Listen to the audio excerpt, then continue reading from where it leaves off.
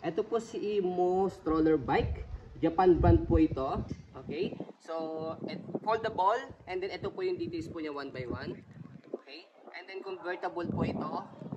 Okay? To bike. Okay? So, ibig sabihin ng convertible po, pwede po na po tanggalin po itong harness po niya pag toddler niya si baby. Okay? So, ito, handle niya. Pwede na rin po siyang tanggalin. Okay? So, magiging bike na po siya talaga. Okay? So, ito po yung details po niya one by one.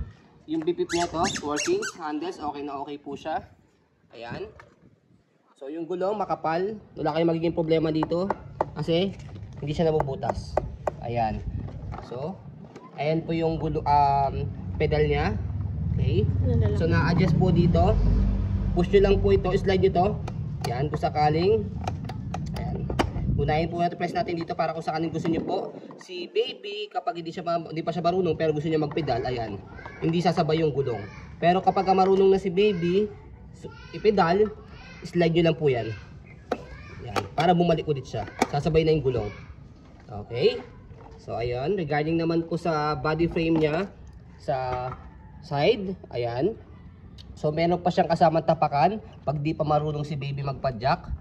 So, ayan. Ito, slide nyo lang po siya. Ayan, slide nyo lang po. Ayan, slide nyo lang po ito kapag i-fold, saka ibabalik. Ayan. Ayan. Slide lang. Okay. So, footrest. Okay. Ibo, Japan brand po yan. Napakagandang quality niyan. Ito po yung pinakaupuan niya. Okay na okay yung upuan, malambot. Gulong sa likod, okay na okay din, makapal. So, meron pa siyang basket dito sa likod. Ayan. So, ayan po yung likod sa kabilang side. Gulong sa kabilang side. So, ito yung handle niya. So, yan. Okay. So, napo-fold po yung handle niya. Press nyo lang din dito kapag i-fold yan. Okay. Press nyo lang po ulit pagka gusto nyo habakan. Ayan. Okay. So, regarding naman po sa harness niya, ayan yung harness niya. Okay. So, hindi nga lang siya masyadong kagandahan yung harness niya. Ayan. Kasi meron siyang, as you can see, may mga konting-konting mga crack-crack dyan.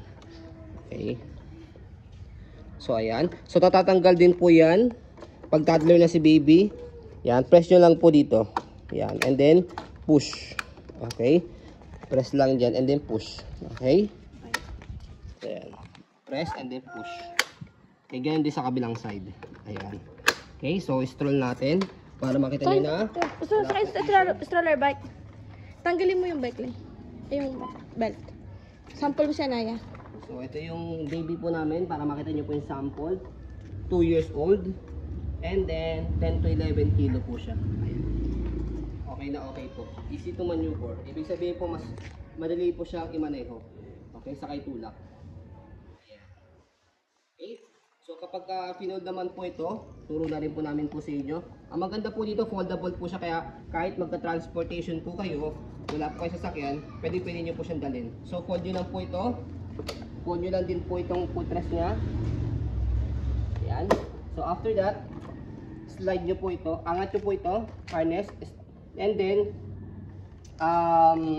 loosen nyo po ito. Ibig sabihin, squeeze nyo po siya and then paharap. Yan, mag-automatic lock po yan kapag naharap nyo ng ganyan. So, hawakan nyo lang dito. Okay? Pwede sa nag-jeep. Ayan. So, kung saan ka-transportation po kayo ng jeep, bus, okay, pwede po siya. Kasi may mga stroller bike na hindi po siya foldable. Ayan. So, kapag i-open, same lang po. Squeeze nyo lang po ito. Baba.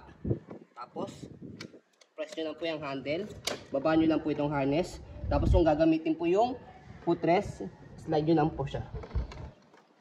Ayun. So, gawin lang po siya kadali. Okay? Saka hindi po siya mabigat.